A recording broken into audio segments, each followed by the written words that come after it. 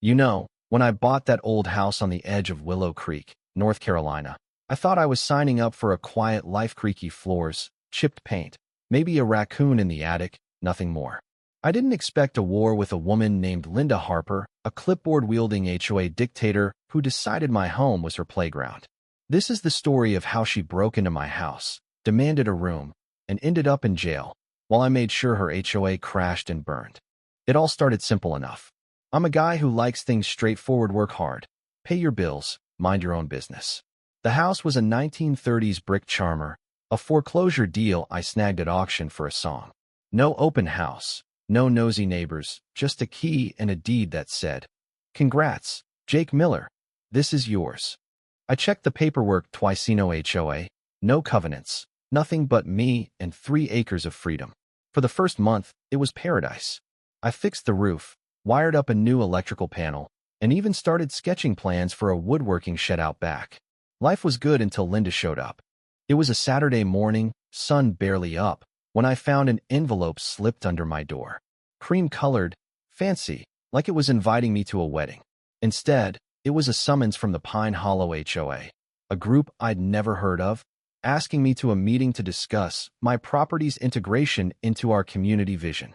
Attached was a map with my house circled in a red marker, like some kid had decided I was part of their club. I laughed it off, but went to the meeting anyway, mostly to see what kind of people write letters in Comic Sans. The community center smelled like stale coffee and regret. Linda Harper was the ringleader, late 50s, frosted blonde hair, earrings that screamed, "I'm in charge," and a smile that didn't reach her eyes. She sized me up like I was a stray dog. "You must be Jake, the new owner of 214 Maple Lane," she said, all sugar and venom. "I'm not in your HOA," I replied, keeping it polite but firm. Her laugh was like nails on a chalkboard. "Oh, honey, that house was part of our community years ago. We just need one room, a little office for our records. It's only neighborly." I stared at her, waiting for the punchline. It never came. "No," I said, and walked out before she could hand me a pamphlet on his shared values. I figured that was the end of it. I was wrong. A week later, another letter arrived, thicker, meaner, titled Notice of Cooperative Access. It was full of nonsense about community beautification and how I should let the HOA use my front room for administrative harmony. I tossed it in the trash, but something felt off. Then I noticed the muddy footprints on my porch. Not mine. I live alone, and I don't track mud. The locks were fine, but my gut said trouble was coming. Trouble didn't knock, it barged in. I'd been out grabbing supplies: lumber, nails, a ridiculous amount of caulk, because Home Depot had a sale. When I pulled into the driveway, my front door was wide open. Not cracked, not ajar, open like someone was throwing a party. I dropped my bags and stormed inside, heart pounding. There, in my living room, were 3 stringers, clipboards, khakis, the whole HOA starter kit, chatting like they owned the place. "Excuse me," I said, my voice low enough to make them flinch. The leader, a guy with a smirk and a tucked-in polo, stepped forward. "We're with Pine Hollow HOA, conducting a spatial assessment. You got our notice." I didn't yell. I didn't need to. "You're in my house," I said. "Get out, or I'll call the cops." Smirky hesitated, then held up a key, a cheap, poorly cut copy. "We had authorization," he said. I stepped outside and dialed 911. The cops showed up fast, 2 deputies who looked like they'd seen it all. I handed them my deed, my title, and the county records showing no HOA. They went inside, talked to the intruders, and came back with the key. "This wasn't forced entry," one deputy said. "But it's not your key, is it?" I shook my head. No arrests were made. Gray area. They said, but the deputies warned the HOA crew. "Step foot here again without permission, and it's cuffs." Smirky's face turned tomato red. Linda wasn't there, but I knew this was her doing. That night, I changed every lock, deadbolts, chains, the works. I installed cameras front, back, and even over the mailbox. No way was I playing defense forever. But Linda wasn't done. A few days later, a notice was stapled to my fence, official letterhead this time, demanding administrative access for community integrity. It was gibberish, but the tone was clear: comply or else. I shredded it, drove to the sheriff's office, and filed a report, handing over the fake key, the letters, and my camera footage. The deputy raised an eyebrow. "Pine Hollow's been a pain before, but you've got more evidence than most." I nodded. Good. Let's use it. Things got quiet for a day, too quiet, like the calm before a storm. Then Linda escalated. I was in my garage, tinkering with a table saw, when I heard a knock, not on the door, but the garage itself. I stepped outside and saw her, standing by a black SUV with Pine Hollow Community Services slapped on the side like a fake FedEx truck. She was all smiles, but her eyes were cold. Mr. Miller, she called, you've ignored our integration protocols. I crossed my arms. I don't speak crazy, Linda. This is my house.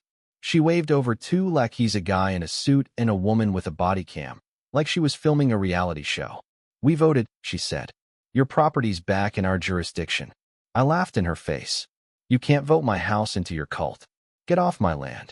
Her smile tightened. We'll be back with a directive. She left, but I saw her SUV parked down the street later, Linda watching me through binoculars like some low-rent spy. That night, my lights flickered, then died. I checked the breaker fine. My cameras? Glitching. Then my backup generator kicked on. I went outside and found the main power line to my house, sliced clean through. I called the sheriff again, showed them the cut, the glitchy footage, and pointed to Linda's SUV still lurking nearby. The deputy shook his head. This isn't trespassing anymore. This is criminal. They took a report, and I knew it was time to go nuclear. The next morning, I woke to 3 cop cars in my driveway, lights flashing. A deputy approached, notepad in hand. We got a call saying you're illegally occupying HOA property. I couldn't help it, I laughed. You're joking. He wasn't. Linda had called, claiming my house was a community asset, and I was blocking her access.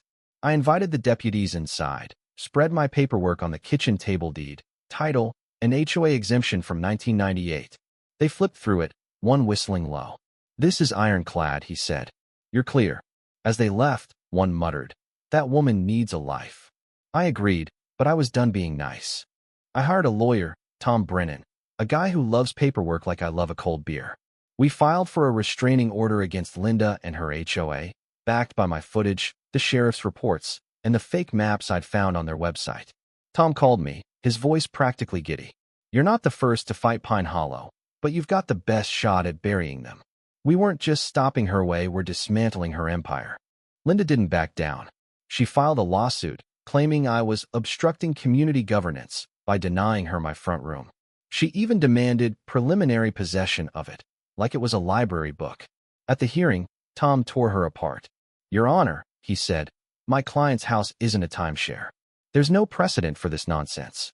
The judge, a no-nonsense woman with glasses perched on her nose, shut Linda's lawyer down. Motion denied, she snapped. And your HOA's actions are harassment, plain and simple. Linda actually hissed and stormed out. I caught a news van in the parking lot as we left. This was about to get loud. I did an interview with a local reporter, Sarah, on my front porch. Showed her the room Linda wanted, the fake signs, the footage of her goons. It aired on a slow news day, and the town ate it up. Neighbors started emailing me, saying they'd been bullied by Linda, 2 fines for lawn gnomes, threats over paint colors. One guy wrote, I didn't know we could fight back. Thanks. I realized this wasn't just my fight anymore. Then Linda went too far. She filed a whistleblower complaint, claiming my house was a hidden municipal asset and demanded an inspection. A shady inspector she'd cozied up to signed off on it. My lawyer and I met with Celia, a zoning official who didn't take kindly to HOA games. She killed the inspection in hours and put the inspector on leave.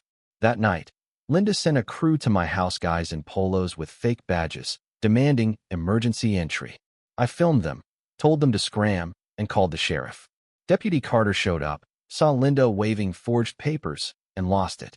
You're done, he told her. You're under arrest. They cuffed her right there, her face pale as her SUV peeled out. Linda spent the night in jail. The county audited the HOA and found a mess: fake votes, forged signatures, and entire properties roped in illegally. She faced felony charges, fraud, bribery, and impersonating an official. At trial, her lawyer called it overzealous leadership. The jury gave her 8 years, no parole, and banned her from HOAs for life. In the civil suit, I won $1.20 million, half for the stress, half to punish her. The HOA was dissolved, its board fined and blacklisted. I didn't celebrate, not really. I turned the front room into a guest suite, hung a brass sign. Private property. No HOAs allowed. My deeds framed above the fireplace now. A reminder of the fight I didn't want but wouldn't lose. The neighborhood's different now. People plant wildflowers, paint their doors bright. Linda's gone, but I still see her SUV in my dreams. Only now I'm the one driving. What would you do if someone tried to take a piece of your home? Drop a comment, share your stories. I am reading. And if you've got a Karen in your life, hit subscribe. You might need this one day.